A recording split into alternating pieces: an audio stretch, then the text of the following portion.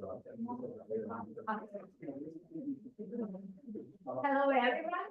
Welcome to the Astronomical Observatory. Today we have a privilege to have a guest, Professor Dr. Dmitry Naumov from the observatory, Neutrino Observatory, Baikal. Well, let's welcome Professor Naumov. Okay, thank you very much for this presentation. Let me thank also Professor Popovich for this great organization and charming atmosphere. So it's really great to be here in this library. Okay, so let us start.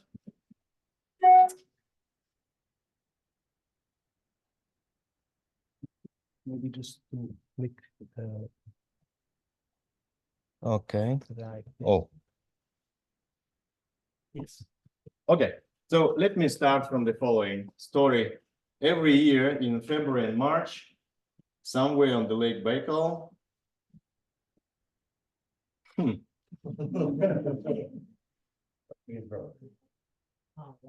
it's very slowly reacting, I don't know. Somewhere on the Lake Baikal, physicists, biologists, engineers, and workers gather together. So this literally looks like that out of nowhere on the thick ice. People gather together and begin doing something weird. What they are doing, they cut through the ice using these homemade machines. They pull out blocks of ice, apparently preparing these rectangular holes in ice, and the thickness of the ice is typically 70, 80 centimeters. It is specially designed by God to make a neutrino telescope possible, because this way heavy machines can be put on the ice without breaking it. But don't try it yourself. They also dive into cold water. This is also what is happening there. Every morning, they begin exercising, breaking through the ice, and stay up all the night, making funny and nice photos. They set up winches. Here is an example. Sometimes during the work, they boil cables in teapot. This also might look strange, but otherwise a neutrino telescope would not work. Here is an example in more details. And they lower beautiful glass spheres into the water. They also search for new organisms. Nicola was asking me what biologists might be doing. And they already found a number of them. So it's not only neutrino physics, but also it's genetics, biology, and other interesting things. So the natural question is, what is going on there? So the answer is the construction of the Baikal Neutrino Telescope is underway. By 2027, the neutrino telescope's volume is going to reach about cubic kilometer. And by the way, all the humans living on our planet occupies just a half of this volume. So this is an image how it might look if all humans stop doing wars and gather together in a cubic kilometer. So the neutrino telescope is unlike a regular telescope, optical telescope. If you think that we put a telescope which looks through water to the sky, then the reality is actually the opposite. It looks downwards. It looks through the Earth to detect the signal. And Earth and water above this telescope both serve as a natural filtering of cosmic radiation. And inside water, you might find a multi-eyed monster, which is peering into pitch black underwater darkness at depth up to 1.3, 1.4 kilometers in order to detect a single photon emitted by charged particles, which are produced in the interactions of neutrino with water atoms. And yeah, these particles are produced when a neutrino breaks apart the nucleus when they interact. So why we are doing that? Because we are trying to unlock the secrets of the universe catastrophic events. What are the major science cases? So with help of this telescope, we are trying to understand the formation of galaxies. And this animation shows, I think, well known to you, variety of various galaxies and large structure of galaxies and the diversity of structures. Also, the impact of supermassive black holes, which are presumably dominating source of neutrinos, which we are going to detect by this telescope, is one of the major scientific cases.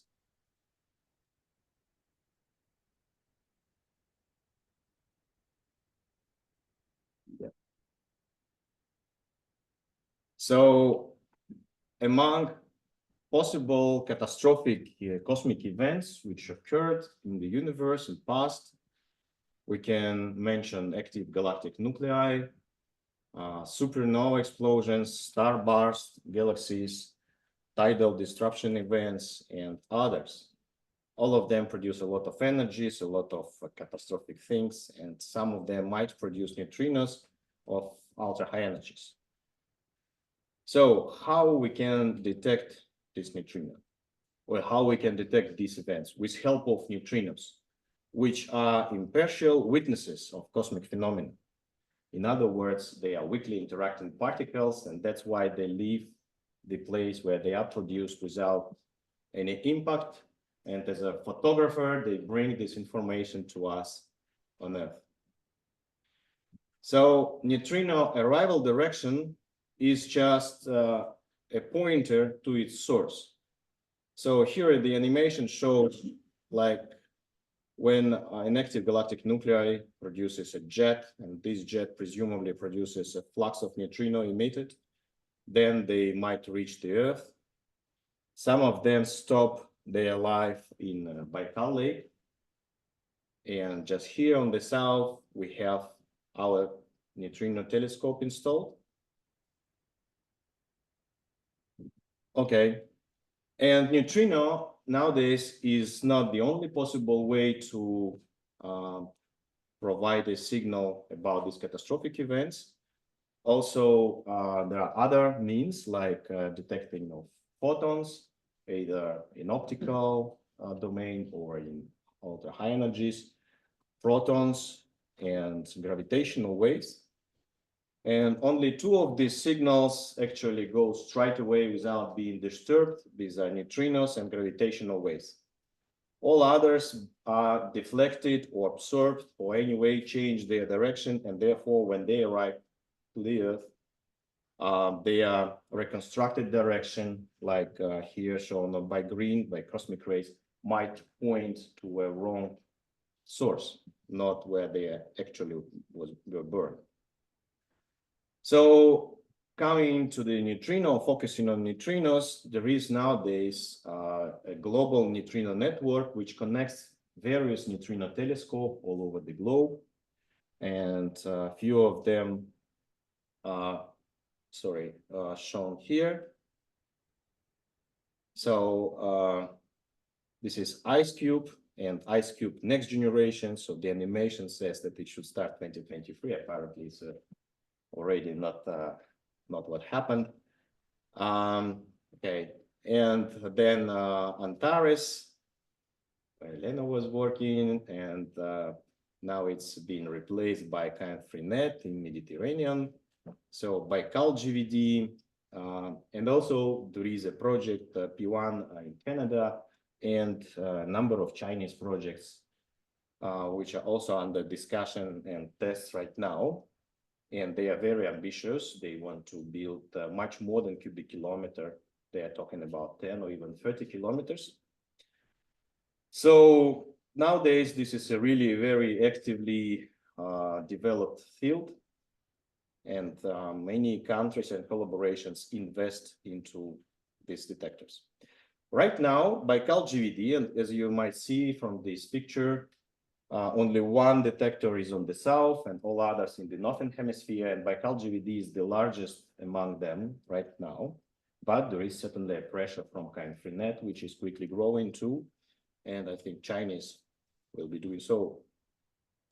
So cosmos is actually a source of fundamental knowledge, and let me very quickly go through this short history. So antimatter in forms of the positron was discovered in cosmic rays. Also muons, pions and kaons were discovered too, as well as lambda hyperon, and actually a whole zoo of hadrons had been discovered by cosmic rays. And only later they were confirmed by accelerators, and certainly much more particles were discovered too. But anyway, this was a major trigger in past to discover new particles. Also, we have a very brilliant signal for the existence of gravitational waves predicted nowadays 100 years ago by general relativity, by a system of by a binary system of two neutron stars, which change their phase of rotation or period of rotation every year by about a second. And this discovery was made back to 1974, and still till that time 25 years of data was accumulated, which is in perfect agreement with general relativity. And in 2015, a direct discovery of gravitational waves was done by LIGO and Verka collaborations. And in between these days, in 2013, a discovery of ultra-high energy neutrino of astrophysical origin was done by IceCube collaboration on the South Pole. And that animation shows how their neutrino telescope detected that neutrinos with really huge energies. And this was, frankly speaking, the major trigger to Baikal collaboration, because Baikal collaboration at that time, my personal opinion, was kind of in a steady phase. I would say slowly dying maybe, because some major activity was in 90s and the beginning of 2000. But the discovery by IceCube really gave a fresh air to this field. And our team, led by Professor Velolaptikov, very quickly designed a new machine with which should be very competitive, also for cubic kilometer, with plans to extend even further. And really, this mission, which began in 2014, so in 2015, I think we spent 1 year trying to convince our directorates that we are able to construct this machine. It was not easy, and later on they told us in private communications that they did not believe in the beginning that anything will happen. They thought that this would be just usual, plans and so on. But regarding the plans, what I really admire about that what Igor Velolaptikov made as a plan is really, we're really strictly following already during 10 years. So while others are just dreaming about constructing the detector, we started very slowly. For the first year, we constructed less than one cluster, and cluster is a unit of the detector with 8 strings. I will explain more later. And but this was already much faster than we were doing this in 90s, because in 90s, in order to build up a detector with just 200 modules, optical modules, it took about 10 years. Maybe, okay, 5, okay, the scale of this years. And that in just 1 year, we constructed a larger detector. And so people really believed in their abilities that they are really able to do this on a reasonable time scale. And already on the next, 2 years after that, we began, I think, to construct 2 clusters per season and still continue on this rate. So yeah, this is a short history. And also that moment of time was birth of a new science, multi-messenger astronomy, which means that we could follow cosmic events not only with gammas or protons, but also with help of neutrino, and later on with help of gravitational waves. And now we are coming to Baikal-GVD neutrino telescope. So the detection principles are shown here by this animation. A charged particle passing through water produces Cherenkov light, and Cherenkov light produces, certainly it is detected simply by photomultipliers, and by the time of detection and the amplitude of detection, you can reconstruct its initial direction and initial energy of the particle. And this is basically what you need to know in order to say something about the sources and the mechanisms of producing neutrino in those sources. Neutrino can interact in various modes, and there are 2 modes which are most essential. One is when muon neutrino produces just a muon, and then you detect the single muon, and other when neutrino also produces a sizable amount of hadrons. This is called cascade. And these types of events produce really very different response in your detector, so you can relatively simply disentangle them, which was the interaction channel, either just a muon or just, we call it track events or cascade events. And apparently also these 2 types of events have very different resolution in terms of angle and energy. Roughly speaking, track events are very accurate in angle. We can reconstruct the angle much better than 1 degree, and this is very crucial and important for astronomy with help of neutrinos, but you cannot reconstruct well its energy, because muon passes, it can go in water many kilometers, so 10 kilometers without any problem. While cascade events, they are much broader in terms of the arrival direction reconstruction, but they can be reconstructed relatively well in terms of energy, because then Baikal water serves just as a calorimeter. So all energy is just released in a small amount of volume. Okay, so these are some basic facts.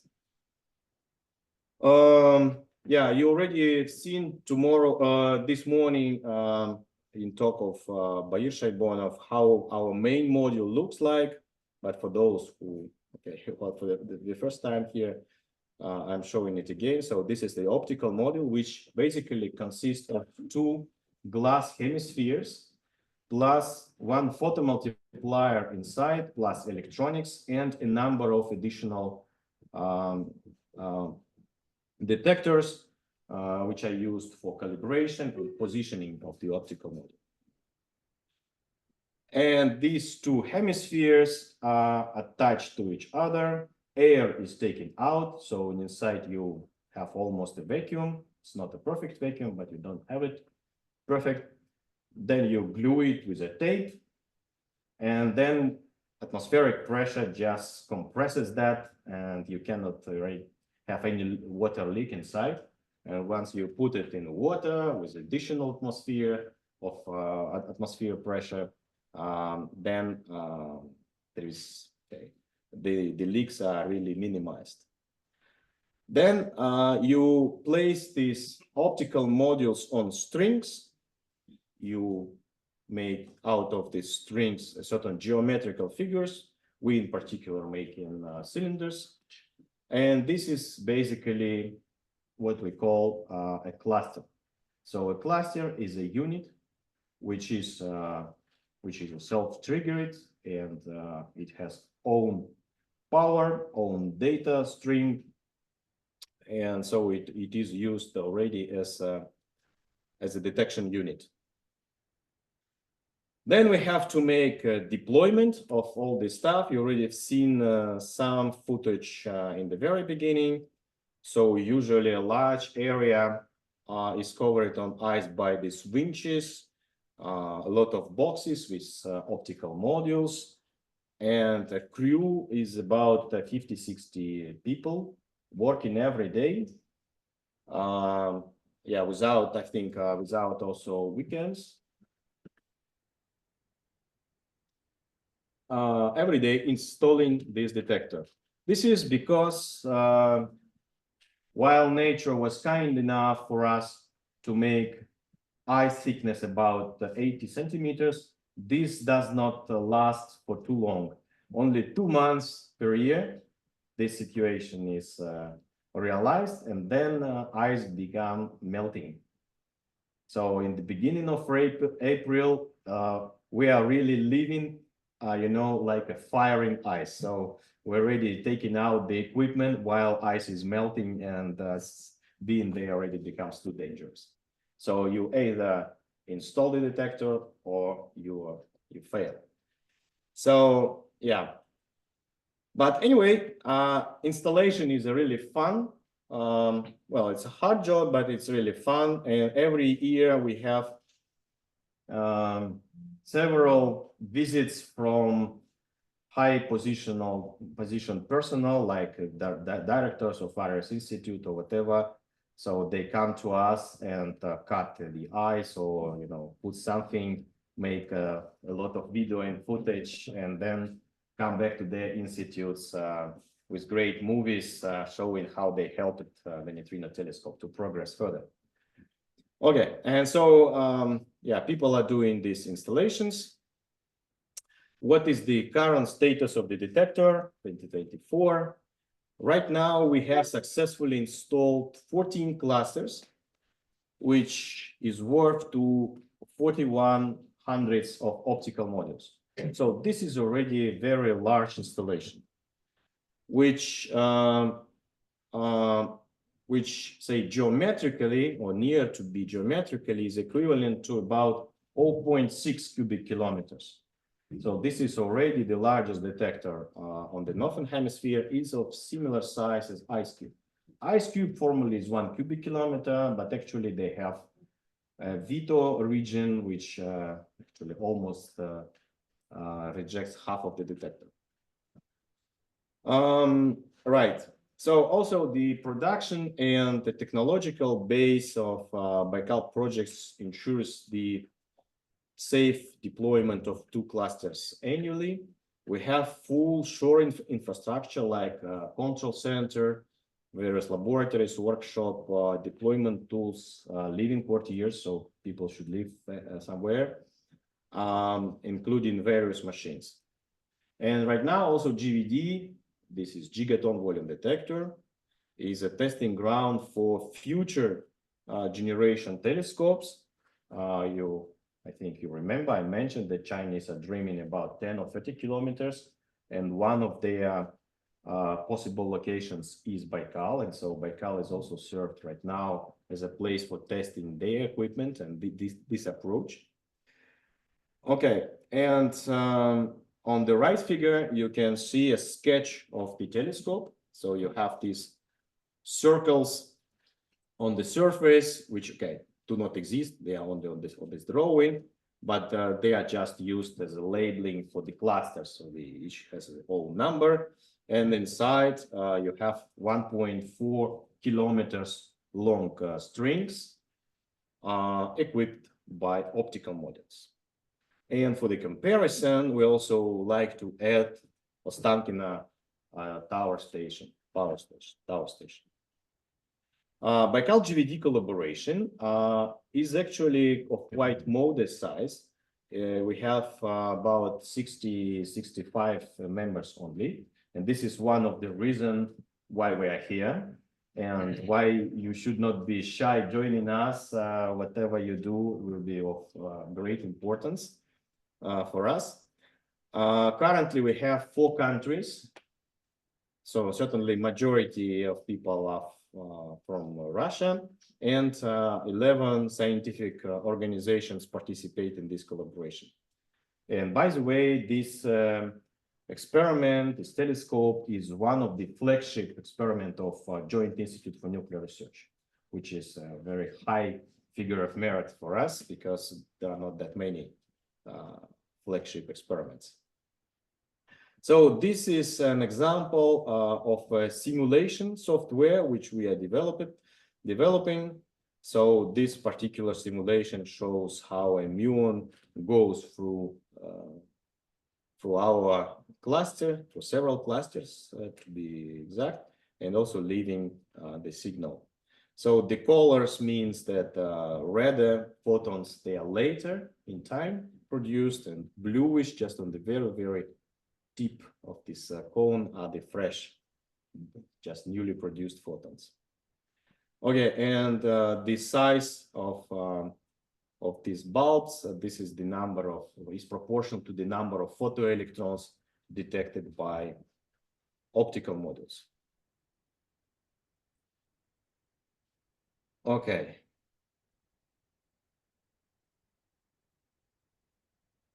And now I want to go to some first results which we have so far.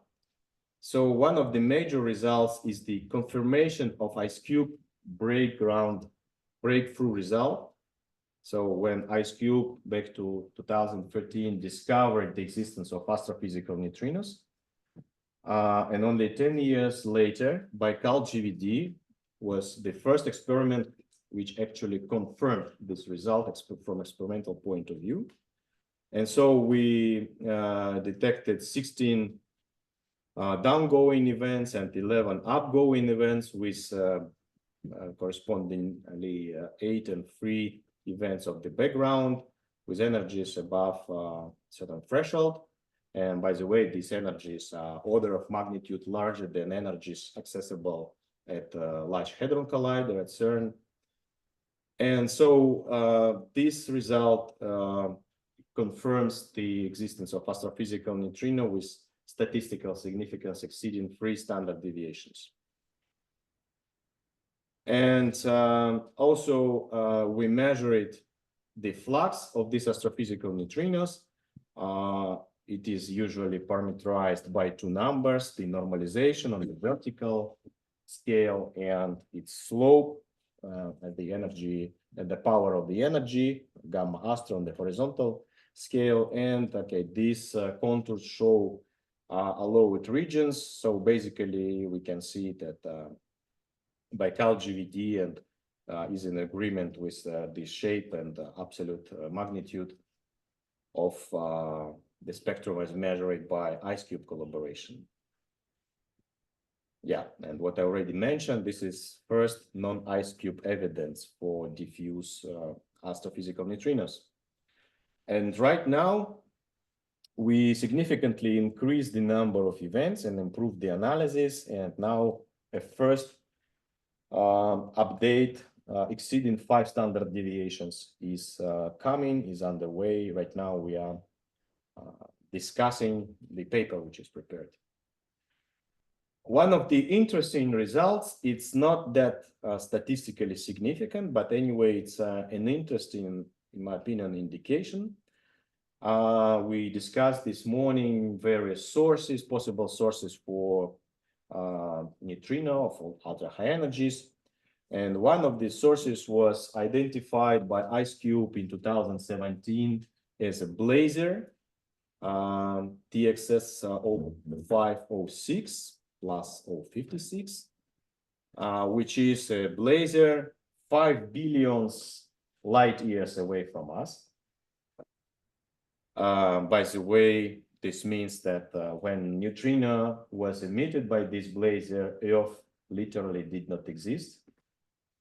So meanwhile, neutrino was traveling, Earth and the solar system was basically produced, and life was born, and scientists shortly after appeared and decided to build up a detector, and then boom, neutrino comes just from that region in space. And in 2021, 4 years after, Baikal-GVD also observed a signal from the same laser. And this is interesting, and historically, this is the first example when two neutrino telescopes observe something from the single source. Otherwise, it looks hopeless because otherwise the signals looks to be quite diffuse over the sky.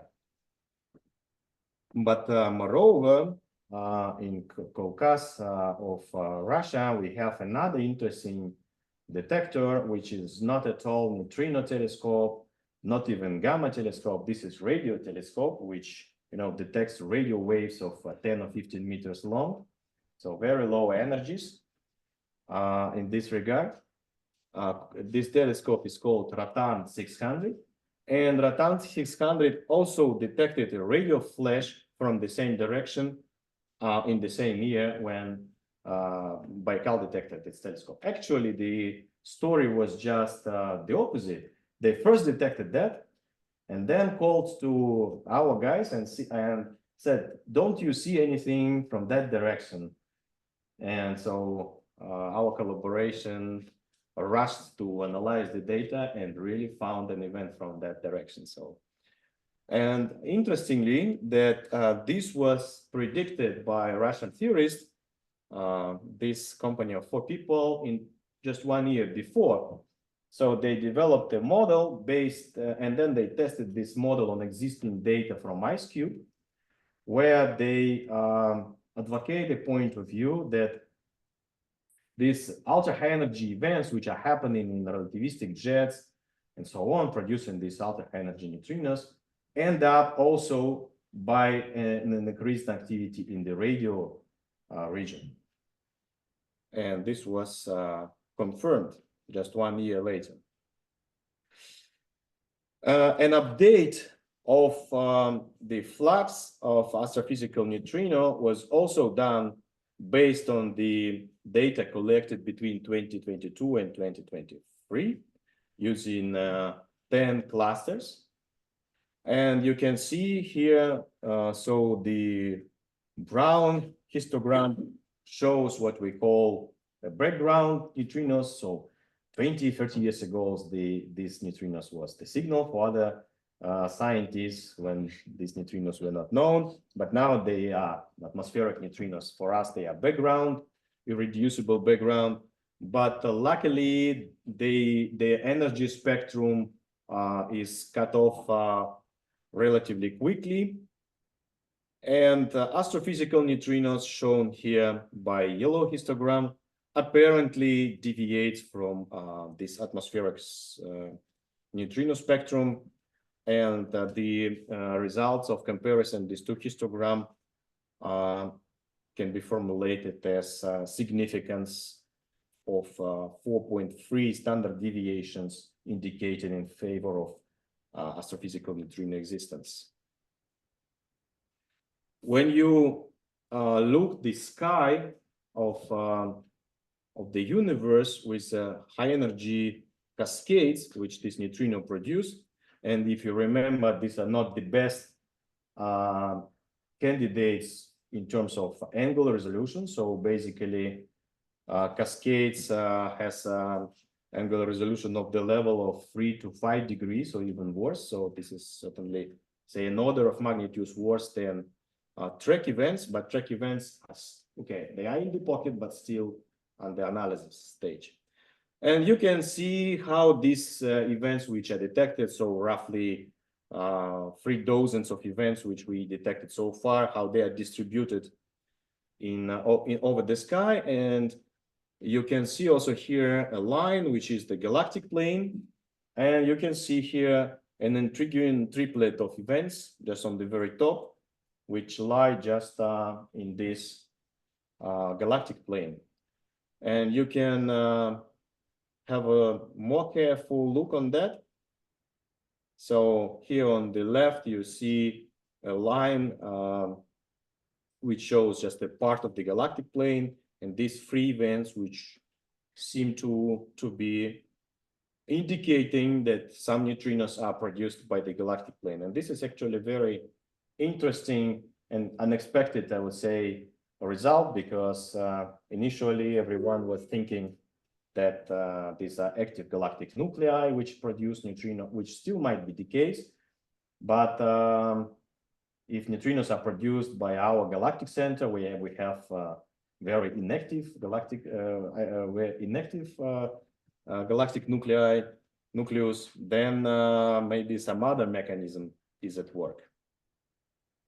Anyway, so this is an interesting and intriguing coincidence, and also this is in agreement with the recent IceCube statement.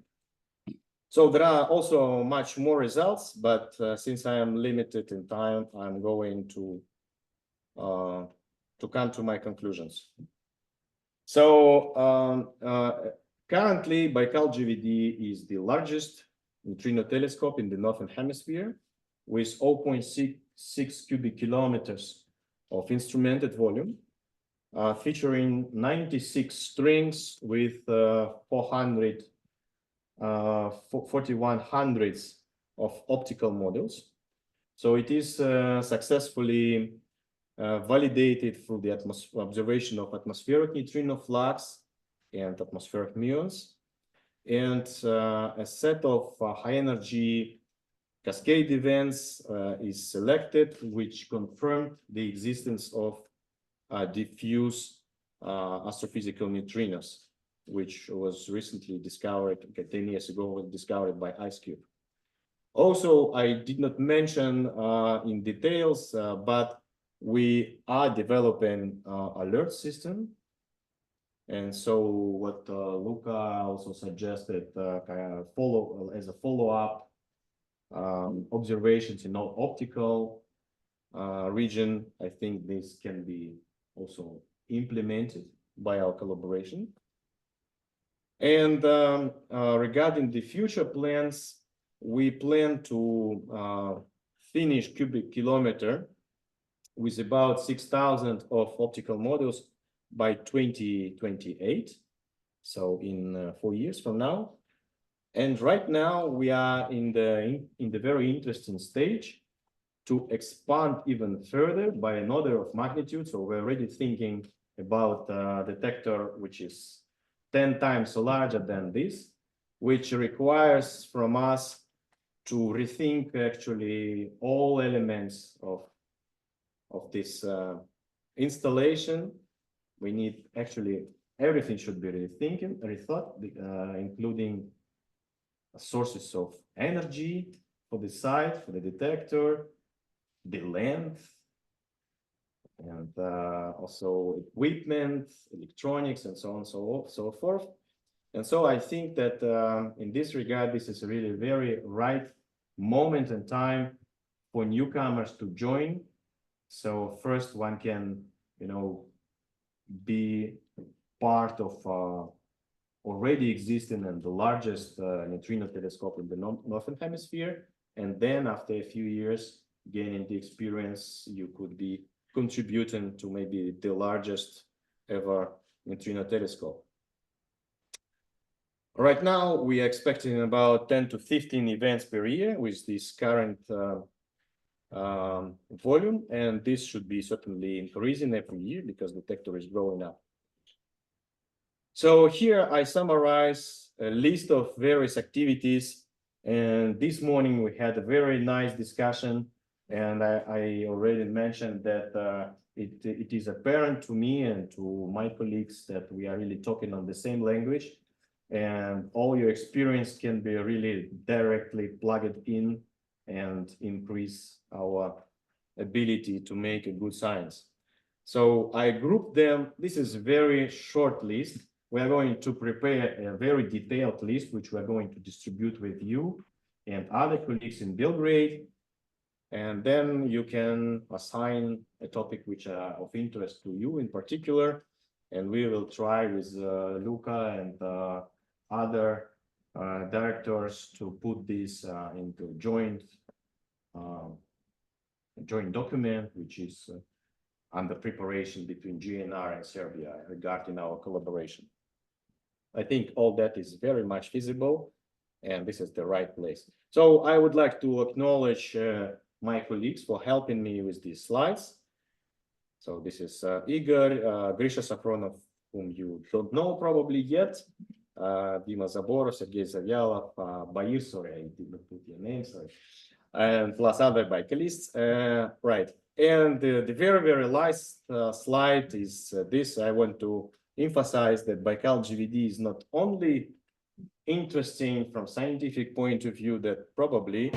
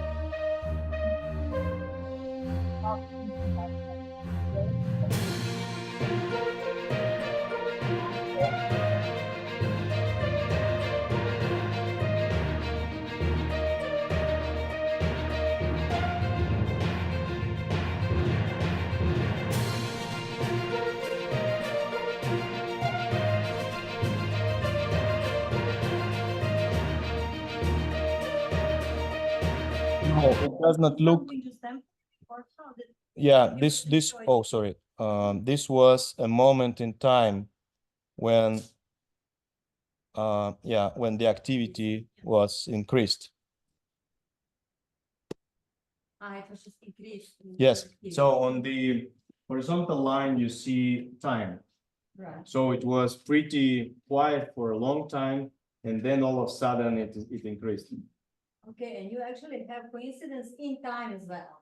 That's really nice.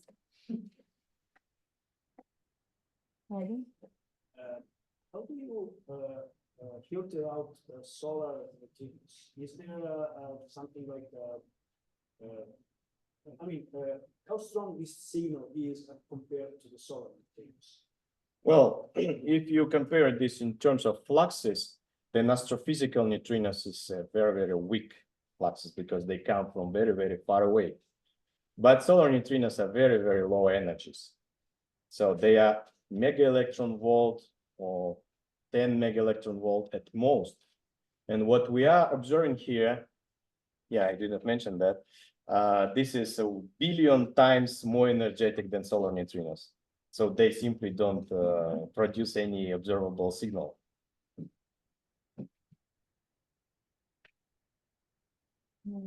Masha? How do you choose the targets? Is there any proposals to be written, or you just, how do you decide what those are? Oh, we just observe from any direction. We don't decide, unfortunately, what to observe. Yes. So I want to ask about the difference in the two types of signals, like the track-like signals and the shower-like signals. So what is the difference between the interactions that make these two? Well, in terms of interaction of neutrino, this is controlled by how much energy is transferred to the hadronic part. So neutrino can interact via exchange of W boson or Z boson. If it interacts with W boson, which is we call charged current interaction, then it necessarily produces a charged lepton. But this is not the full story. When charged lepton is produced, it can have either the full energy of initial neutrino or zero energy of the initial neutrino.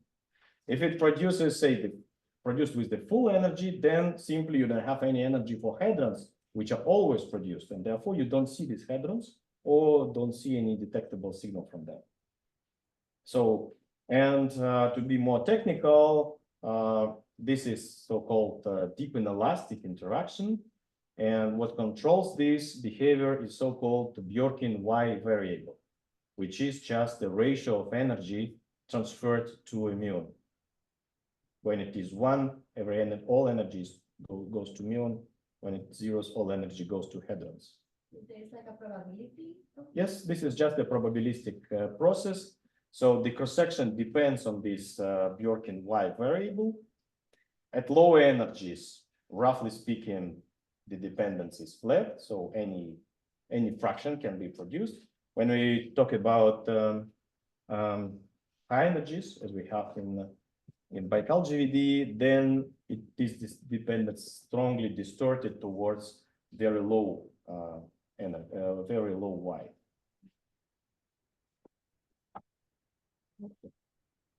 Can you tell us something more about new optical modules with fibers? Are they also sealed in vacuum?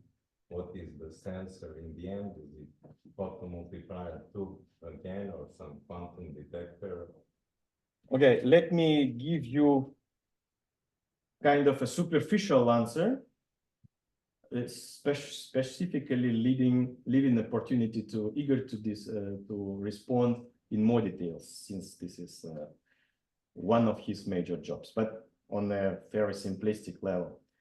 Right now, we have in our optical modules 10-inch photomultipliers, which are this size. And right now we are discussing to increase somehow the optical models to collect simply more light. And we want to have large optical modules of 20-inch. No, 20, right? Which are literally already like that. So if you want to carry them, then you can imagine this size. So these modules were developed for another project called Juno. And I'm also a member of Juno collaboration. And I know how this story began. We in Juno wanted to have good photomultipliers. And the only producer in the world which produces great photomultipliers is Hamamatsu. But Hamamatsu wanted a huge price for that. And since they were at that moment, say, the only one on the market, they could dictate the prices. And our Chinese colleague were very, say, unhappy with that proposal. And they said that we will develop from scratch our own photomultiplier, which was a very brave solution. In the very beginning, in the first years, what they were developing was very, very bad photomultiplier. So we were testing them in Dubna, and this was just a crap. But gradually, with years, they were doing better and better. And nowadays, after a few years of development, these photomultipliers are better, much better than those of Hamamatsu. And so Juno luckily has this great 20,000 20-inch photomultipliers, but also we created an industry which can produce that. And now this industry can give these photomultipliers to other experiments like Baikal-GVD. So this is very natural choice for Baikal-GVD. It has very high quantum efficiency, good resolution, and large area. And so we are going to try this. So these are our new optical models under test, not yet official.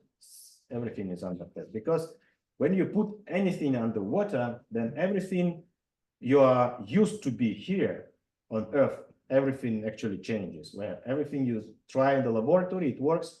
When you put this under huge pressure with a lot of water around, you meet thousands of surprises.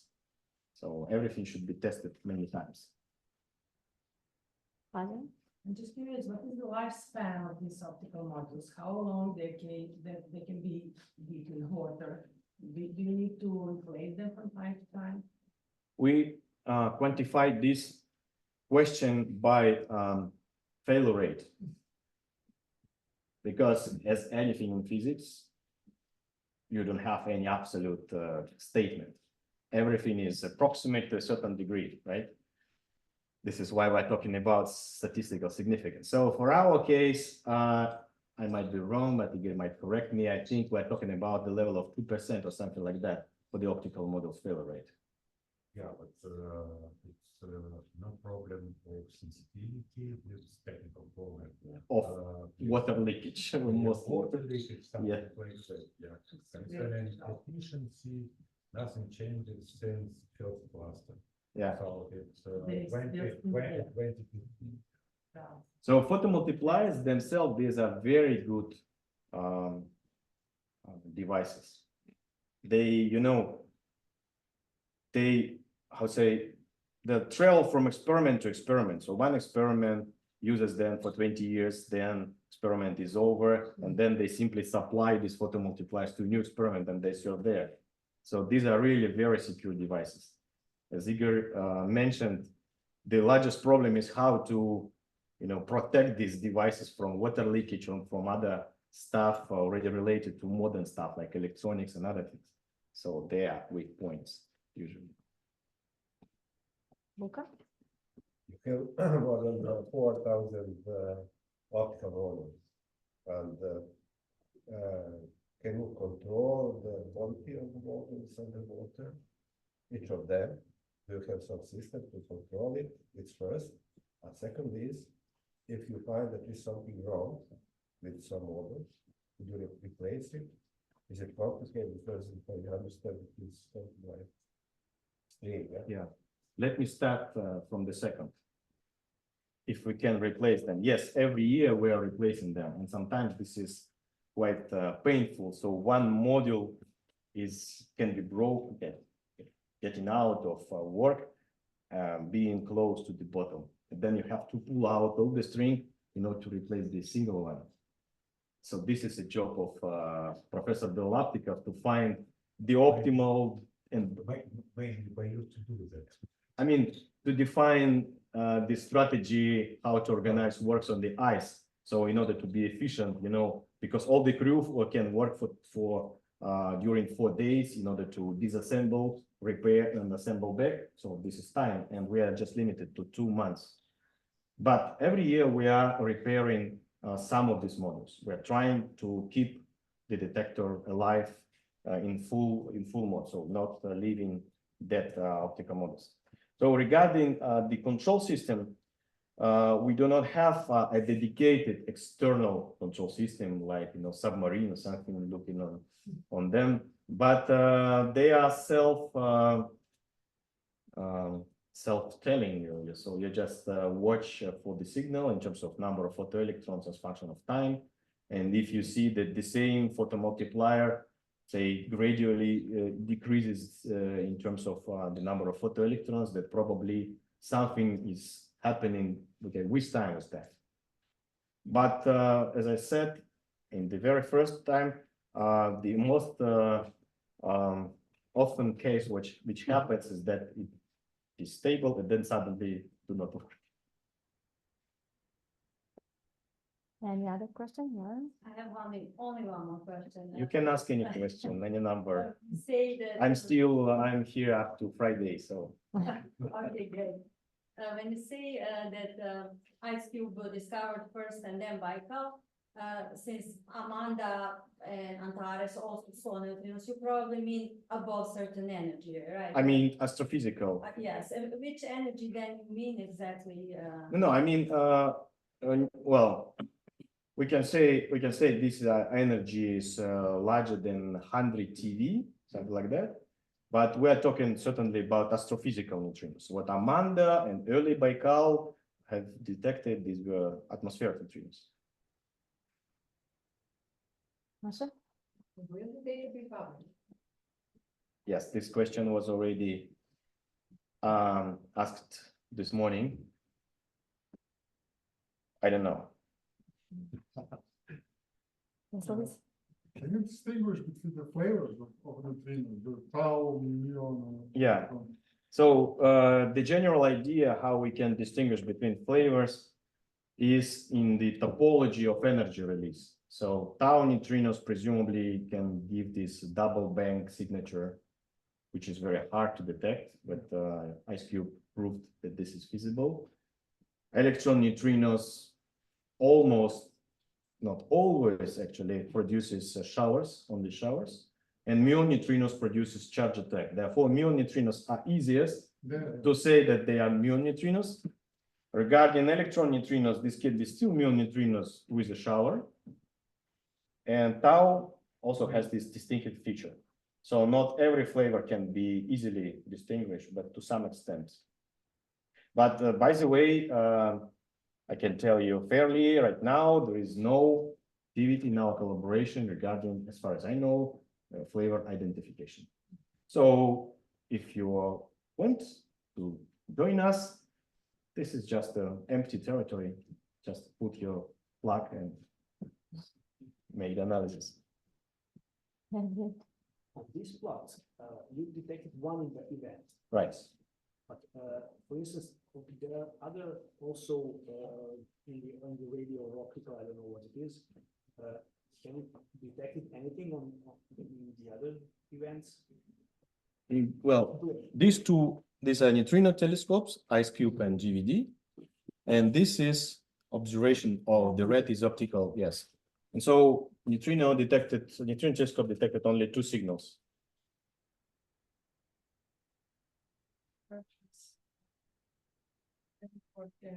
On the lake. Good question. So yeah, in February and March, the temperature on ice is usually -5, let's say, right? Is about correct? In the afternoon. In the afternoon, right. Yes, it depends. It's colder. It might be yes. -40. Therefore, yes, it can be -40. 40. Okay. Therefore, yeah, it's very good. When you wake up and it is -40, you simply make this exercise to cut ice, and inside you have +60, and you compensate roughly the temperature outside, and so you feel okay. Join us. I think it's the cleanest water. This is the cleanest water, yes. Does it damage? No, we cannot. All of us are from that region, so this is our beloved lake. We simply cannot allow to damage that. Is there any question? More? Sorry, detector is a very good monitoring device to see that transparency of the water and so on. So you're also measuring the properties of the water around. Yes. Yes, and we see that it will change nothing. The most expensive measuring device for Especially for transparency. Exactly. And scattering the definition of the Even more. I have a question. Yes. This is detection from this specific source. Did you have any other detection after 2021 from other source? Regarding the source, probably not. We have more events in the diffuse flux for which we do not assign any source. Okay. So yeah. Yeah, maybe yes, but not so bright events. Yeah. Yeah. After analysis, we will see. But Elena, she is going to find more. Yeah, she promised that. And for very little money. Is there, I mean, those data for these other events, are they public or published, or they are public for someone to reach them and just to study what possible events went around some other parts of the sky, or just to Yes. the timings, I guess. I think you're talking about just a very modest information about this event. It's a reconstructed direction, energy, and time, right? Yeah, this I think is data is published in papers. Yeah. But once again, let me tell you how you could, in principle, access the real data. you have to be a member of the collaboration.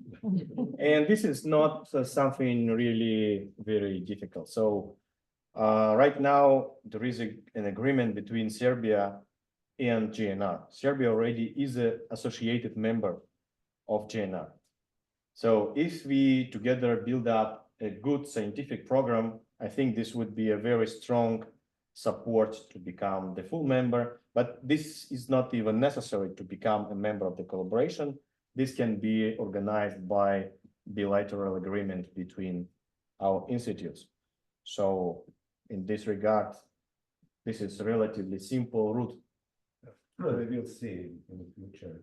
Yes, Now we are hopefully near future. we are starting with simply one information. We started with a small project, exchanging several visits. This is also second visit here.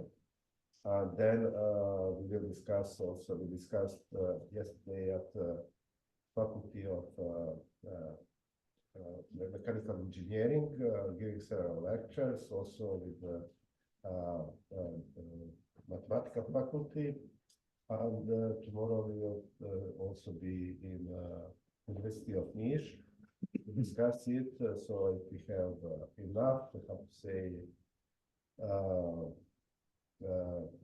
that we can use this data and so on. We can think about that Serbia is a full member, or even to have some agreement between two institutions. For example, Astronomical Observatory, University of Belgrade, and the JINR. Yes. So it is a agreement. Yes. Do you have to pay some professional divers for these Yes. projects? Yes. Yes. So they're going down 1.5 kilometers. Oh no. No. Only 25 meters. 25 Yes, meters, yes. okay. Yes, but you trigger it. I'm sorry. Do you have 1 more minute? Oh, your chair, right? So Okay. she doesn't- Yes, please. Do I have, right? Yes. So once I have a story of the, as follows. So once I was at Baikal School, which I also would like to advertise to you. We have a great Baikal School in July, worthwhile to attend by students and PhD students. And we often go to sauna there.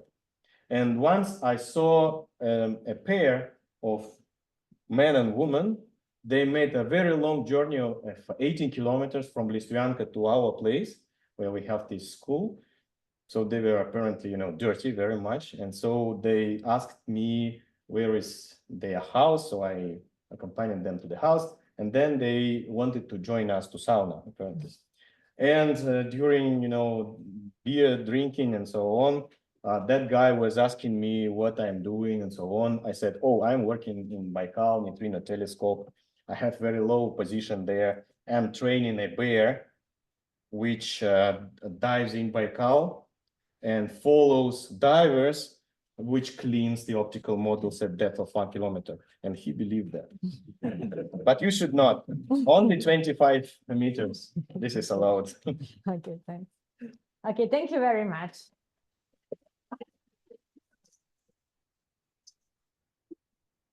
Okay. This is very interesting. So you just put it down and it goes, using gravity, right? Yes. Yeah. Thanks. This is- Yeah, really. I have to read it. Is it with No, you don't. You don't clean. That was a joke. you said 25 meters. Yeah, but there is no optical models at that depth. Okay. The first one begins at 750 meters. There is no way to reach it by diver clean. What divers are doing? They are finding buoyancy. At altitude, at depth of 25 meters, we have buoyancy, which pulls out the string to make it vertical. So because every year we have to find our cluster, we have to find all the buoyancy. We use GPS for that and also divers, direct divers. But this is diving on air. With balloons. Oh yeah, this is professionally equipped. The temperature in July. for example? Of what? Air. Oh, +30. Why you need ice to do? Because make an installation from ship would be much more expensive. About Money. Okay, it's a good reason to wait for 2 months. Okay. So other events that you detected are not connected to any object. Have to do an analysis. This is why idea of Elena is interesting. Correlation with possible sources. We are just few people, 60 people, doing a lot of hardware, software, but analysis is a full-time job, right?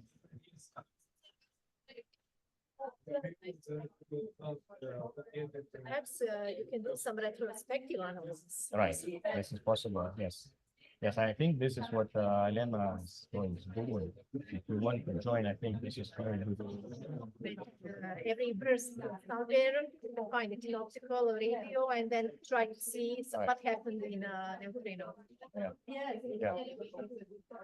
We should, yes. Semester. Yeah, you should, when we can see spatial correlations, account for the time. To use the time. Right, I think we're also thinking about this idea to make time analysis.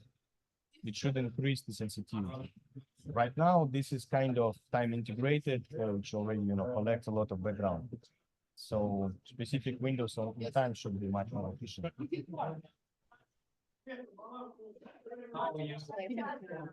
Ako treba neko vrevo, You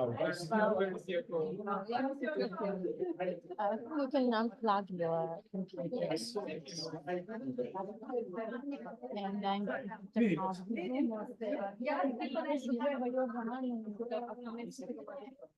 Oh, извини.